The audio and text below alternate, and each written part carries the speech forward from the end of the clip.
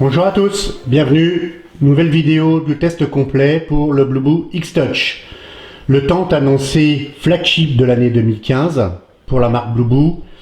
Est-ce qu'il est digne d'un flagship? Est-ce qu'il a les spécifications d'un flagship? Bref, à quel niveau ils ont mis le terme flagship chez Blueboo? Chose que l'on va découvrir tout de suite. Le Blueboo, le voici X-Touch.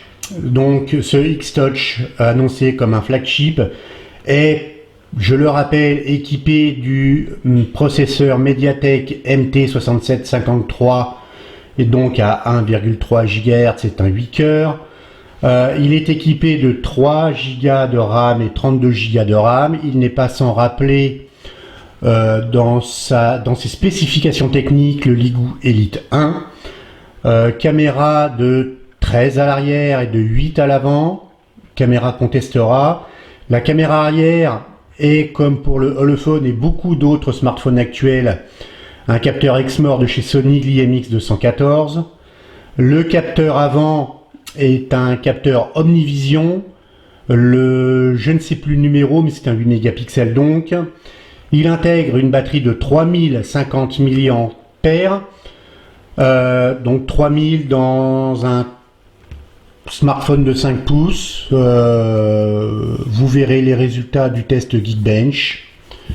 Ensuite, l'écran, un écran 2,5D à la mode actuelle. Voilà, on voit bien les bords ronds ici. Et on va quand même le dire, c'est un écran JDI et il est en Corning Gorilla Glass 3. Donc voilà pour le gros de la bête. Et on va commencer tout de suite par montrer les résultats des tests du hardware avant d'attaquer tout ce qui est vidéo, son, caméra, j'en passe et j'en passe. On attaque tout de suite donc par les tests habituels. Et donc nos tests vont commencer avec le résultat de Geekbench version 3 pour la batterie. 7 heures. Alors, 7 heures, c'est un écran donc Full HD, mais il n'est qu'en 5 pouces. Alors certes, le 6753 consomme un peu quand même, même s'il consomme beaucoup moins que le 6752. 7 heures avec les tests poussés Geekbench, ça laisse présager quand même une tenue sur la journée. Je le répète, si vous ne faites pas trop de jeux, pas trop de Facebook et pas trop d'accès Internet avec la 4G, bref, ou même la 3G, bref. Donc, c'est un résultat, somme toute, pas trop mauvais pour ce qui est de la batterie, avec un score d'ailleurs de 2800, quasiment 2820. Donc, c'est plutôt pas mal de ce côté-là. Ensuite, AnTuTu. On va regarder le bench tout de suite. 48 000, quasiment le même score que le Holophone M2. Un score en 3D meilleur que le M2. L'interface utilisateur, plutôt bon score. Donc il a un score pas trop mauvais, hein, j'ai pensé Holophone, mais ce Blueboo X-Touch. Avec cette nouvelle version d'AnTuTu V6, c'est plutôt pas mal. Donc bien sûr en termes de ranking, on est comme d'habitude tout en bas. Et c'est plutôt pas trop mauvais, franchement, pas mal, voilà. Donc ensuite, d'ailleurs en termes de ranking, vous le voyez qu'il est, d'ailleurs pourquoi il indique 38 000 alors qu'on est devant les Vivo blablabla à 48 000, Lenovo K3 Note il a 46 000 et là on a un score de 48 000. Donc il indique 38 000 pardon, il a retiré 10 000 points. Très étonnant, tiens. Bref, les informations on les regardera sur notre Droid Info. Donc voilà le score AnTuTu. On continue avec GPU Bench qu'on va lancer maintenant, que vous allez regarder donc en vidéo pour voir. On l'a lancé, il a déjà tourné, on a un score Mais en dehors du score, c'est plutôt pas mal de voir le nombre de frames en moyenne si vous avez l'habitude de jouer. Donc ça donne quand même un aperçu de la qualité du CPU intégré avec le processeur 6753 et sur ce smartphone. On lance le bench, à tout de suite.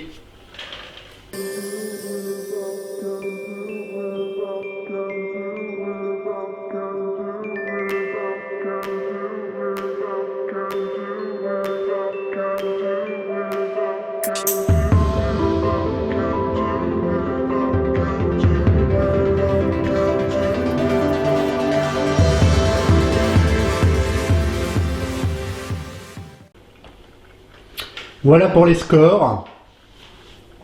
Donc le Mali T720 plutôt pas mal aussi sur ce smartphone avec le MT6753 avec une frame par seconde au plus haut à 95 et une moyenne à 52. C'est plutôt pas mal de ce côté-là. Et donc on continue après le GPU, le test de l'écran. Multipoint, on l'avait pas fait, on le fait devant vous. Voilà, est-ce que... Non, voilà, donc c'est un 5 points, ok, classique. Ensuite, est-ce que cet écran est vraiment parfait? Et est-ce qu'il est bien intégré? Alors, vous le voyez? Ok. Pas de défaut, un noir profond, des rouges, on va se mettre bien en face. Alors les verts sont, je trouve, c'est mon avis, déformés, y compris chez vous, y compris ici. Les verts sont déformés et ils sont pas verts comme sur d'autres smartphones que l'on a pu tester précédemment. Un bleu un peu foncé.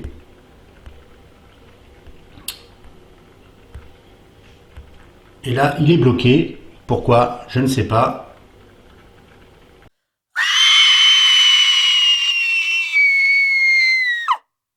Bon, eh bien, écoutez, après ces déconvenus du screen test, on va lancer le Droid Info.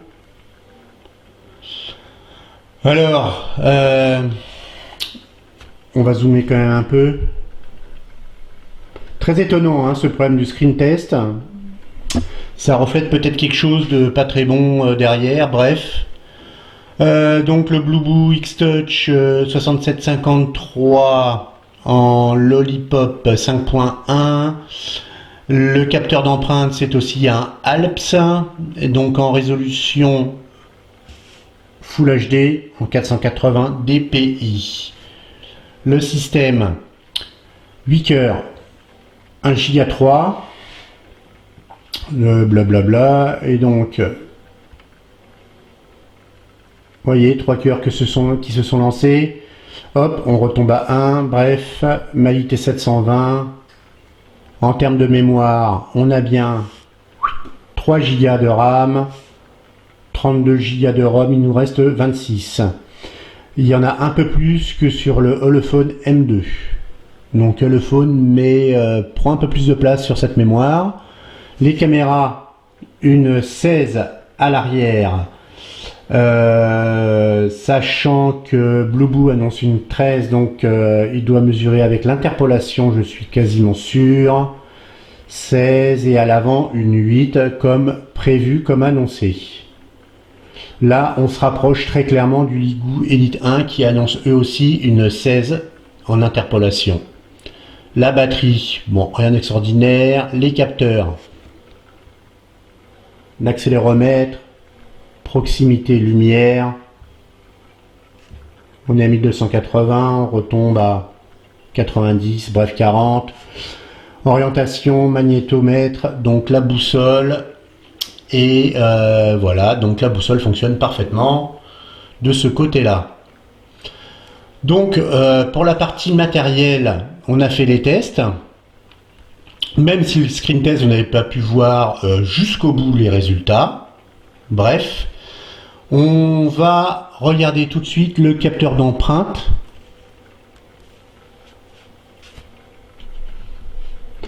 et voir si il fonctionne mieux que sur le Ulefone M2. Est-ce qu'il est plus rapide? Est-ce que c'est un Alps, c'est le même. Donc on a intégré notre pouce.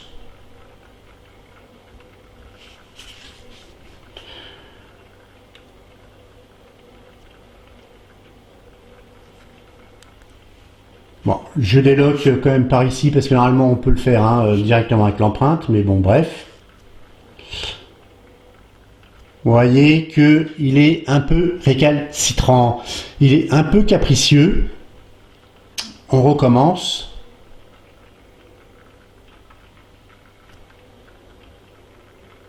Il n'y a même pas de vibration là, c'est à croire qu'il ne scanne rien, ça y est.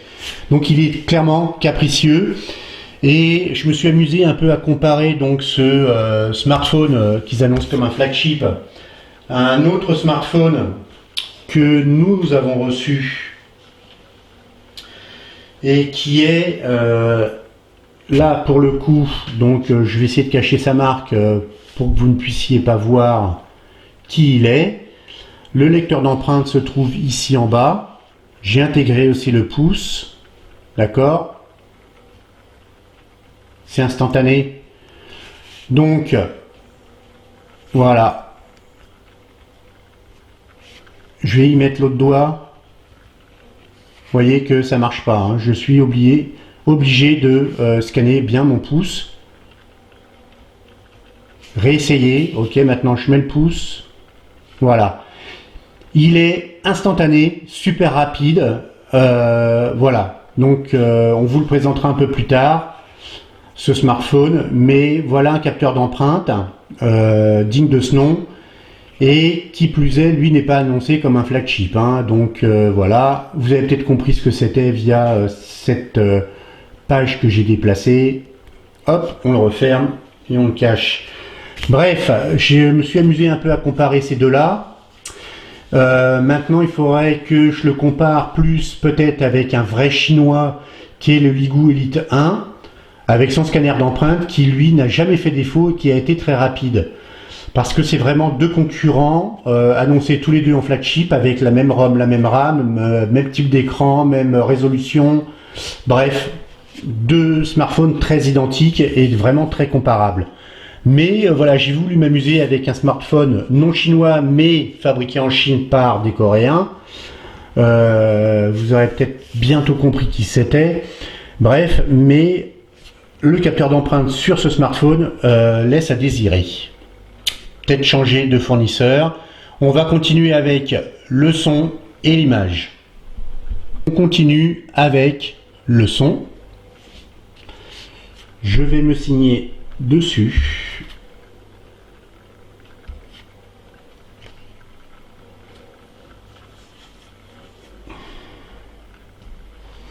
Et on va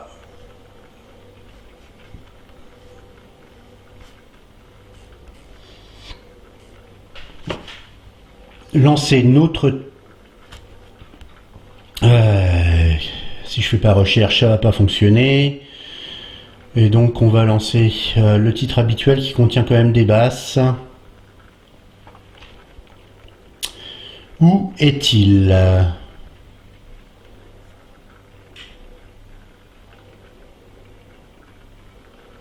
Alors, sur cette recherche, il n'apparaît pas. Aurais-je été trop vite?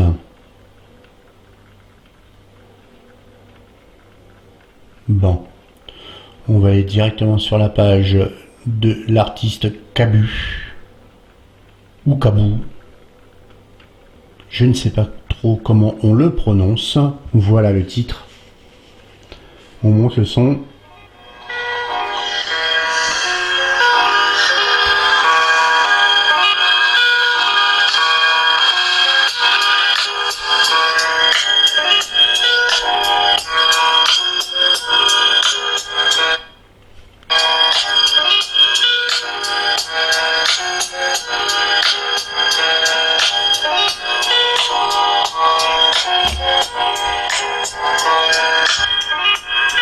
Donc contrairement au Ulefone M2, si vous cachez donc la sortie haut-parleur, là il est très étouffé. Hein.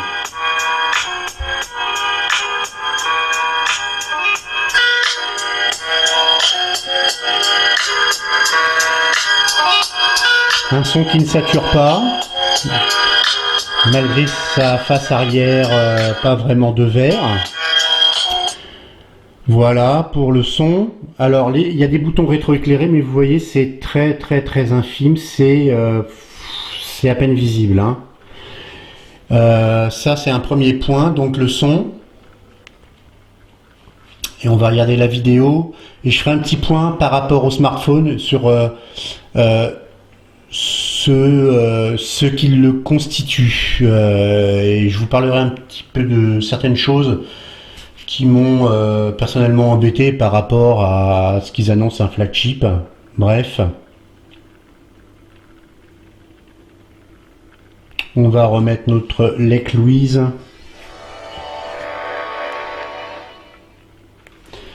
Sans le son.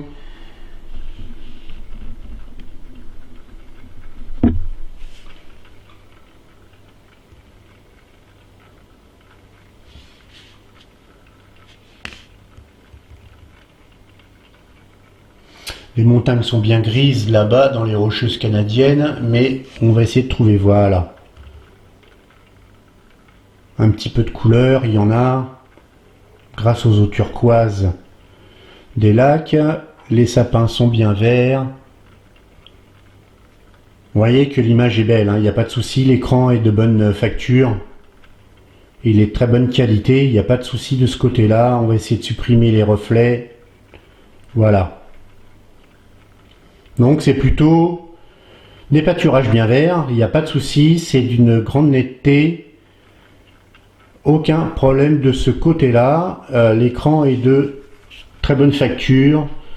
Donc là, quand même, pour rappel, on le redit, mais c'est un écran JDI en Gorilla Glass 3. Donc, son, vidéo, c'est bon de ce côté-là. Alors, moi, ce que je critique sur ce smartphone, sa face arrière.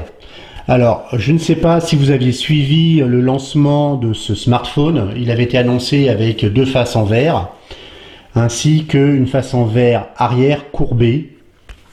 C'est ce qui avait été annoncé à l'époque, hein.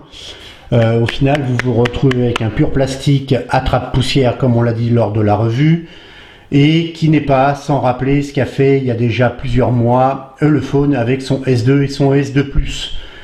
Bref, je trouve personnellement que cette face arrière a du retard par rapport à la concurrence, surtout que actuellement beaucoup lancent des doubles faces en verre Gorilla Glass 3 et eux sortent un smartphone qu'ils appellent un flagship avec une face en plastique. Alors certes, ça convient aux mains parce qu'en fait il glisse pas trop grâce à ce plastique, et puis le poids est assez contenu au final, chose qu'on analysera plus tard, mais le poids est assez contenu, mais je ne supporte pas cette attrape-poussière en main, c'est vraiment pas agréable à l'œil. C'est beau quand c'est neuf, mais après, voilà, plusieurs jours d'utilisation, il capte de plus en plus la poussière. Autre point négatif, la LED de notification. Alors, je pense qu'on a perdu de la batterie et je vais prendre un chargeur externe pour vous montrer ça. Donc, notre chargeur externe est arrivé avec ses petites pattes. On le branche. Alors,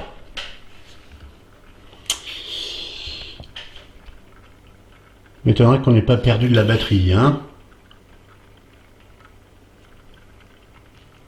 Alors voilà, alors, si vous y arrivez, en fait, la LED rouge, on la voit même plus, si voilà, plus on charge le téléphone, plus cette LED rouge indiquant une charge disparaît. Très déconcertant. Il semble que très clairement, tout ce qui est éclairage via ces petites LED, tout comme les bleus hein, d'ailleurs en bas, plus on laisse allumer, plus ça tend à disparaître. Moins elles sont visibles. Voilà, ça c'est clair. Plus on les utilise, moins elles sont visibles. Bref, ça laisse à désirer de ce côté-là aussi. C'est mon avis. Donc, on a fait le tour du test matériel, du son, de la vidéo. Il nous reste à tester le jeu NFS.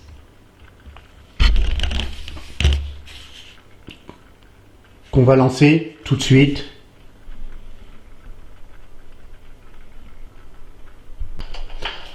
Le jeu est chargé. On choisit notre voiture. Toc.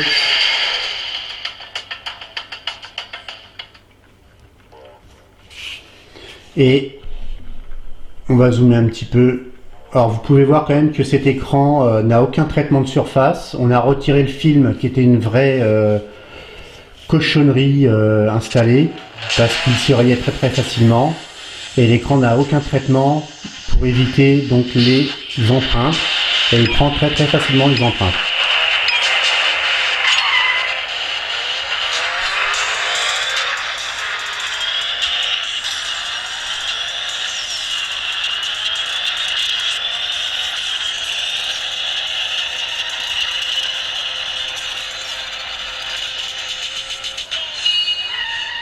Voilà, vous l'avez vu, cette petite scénette, c'est fluide, il n'y a aucun défaut, c'est parfait.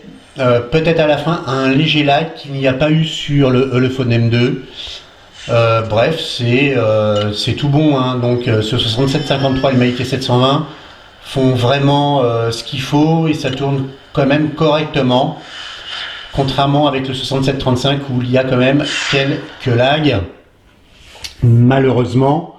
Mais là, le processeur fait quand même le boulot mieux que le 6735 et c'est un peu normal. Bref, voilà les jeux, donc le jeu vidéo. On va regarder donc tout de suite le poids de ce smartphone. Parce que je vous l'ai dit, son poids reste contenu. On est à 0. 155 grammes, 154, voilà, 154 adjugés vendus, donc 154 grammes, il est léger, c'est un bon point. Alors ils annoncent sur leur site une épaisseur assez contenue d'ailleurs, mais alors je dirais que je crois que c'est quand même un petit peu des malins parce que ils mesurent au plus fin, c'est-à-dire la bordure ici, et qu'effectivement à la bordure, voilà, on se retrouve à 6 mm, alors que un peu plus loin, tu m'embêtes,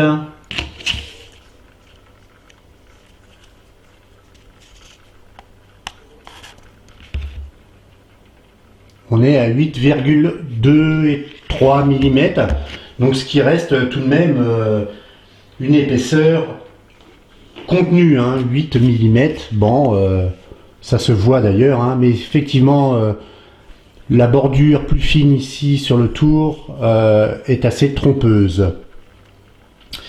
On va vérifier tout de suite si monsieur est OTG, lecture d'empreinte. Voilà, donc vous voyez, et comme je l'ai dit, il est capricieux, des fois ça va très bien fonctionner, et alors je me suis aperçu quand même d'une chose, pour ceux qui seraient intéressés, plus vous utilisez vos empreintes, plus il y a des traces d'empreintes. Normal, parce que l'écran prend très facilement les empreintes justement, et plus il y a d'empreintes ici, moins il fonctionne correctement. Donc il faut penser à le nettoyer régulièrement, et vous verrez, vous ne serez beaucoup moins embêté. C'est ce qu'on a fait juste auparavant et monsieur est OTG, donc pas de souci, on le laisse charger, voilà. Ok, donc monsieur X-Touch est OTG. Petit point et dernier point, et qui n'est pas le moins important, la caméra photo, vidéo. Et on va dire à nos petits personnages de venir tout de suite nous rendre visite. Donc, voilà, test de la caméra, on va y aller. Donc, mesure, je vous le rappelle, 16 mégapixels sur Droid Info. Et sur l'information fournie par Blueboo, c'est une 13 mégapixels capteur Exmor IMX214 de chez Sony. Voilà, donc là vous l'avez bien vu.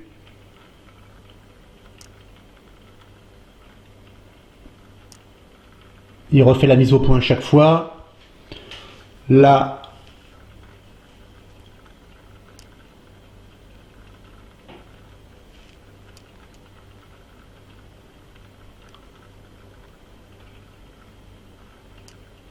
voilà, donc on a pris 2 de chaque. Et donc on va continuer tout de suite avec les photos en extérieur ainsi que la vidéo faite en extérieur.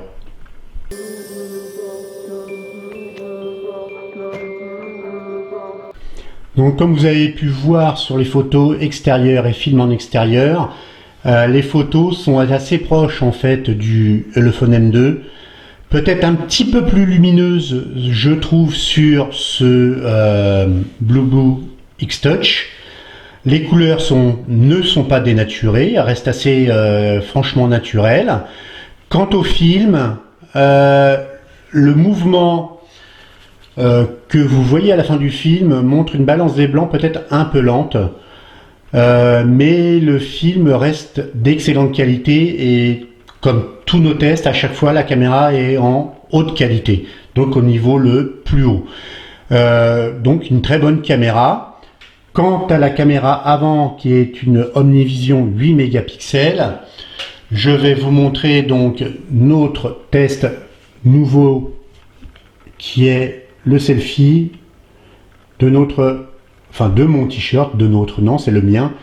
Il n'est pas à plusieurs personnes. Donc je le rappelle, hein, toutes ces vidéos que vous voyez, peut-être je ne sais pas combien on va en faire, bon bref.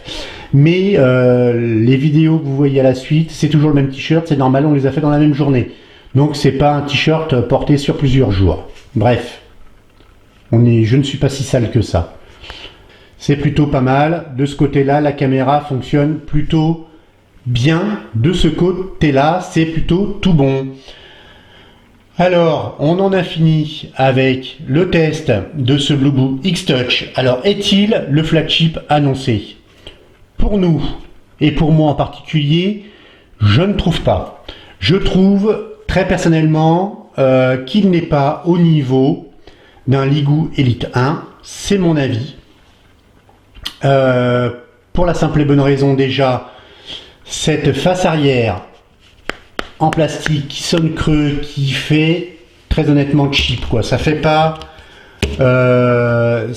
flagship. Ça c'est mon avis. C'est dommage qu'ils aient mis ce plastique à l'arrière du smartphone. Un cadre en métal, franchement c'est une réussite. Il est beau, il est très bien usiné, c'est propre. En termes d'interface, c'est plutôt propre aussi. J'aime l'idée des petits icônes ronds. Ça me déplaît pas. Je trouve l'interface sympathique et elle est rapide et fluide. Ensuite, pour ce qui est du son, de la vidéo, de l'écran, c'est tout bon aussi. C'est digne d'un flagship. Maintenant, voilà, je trouve qu'un flagship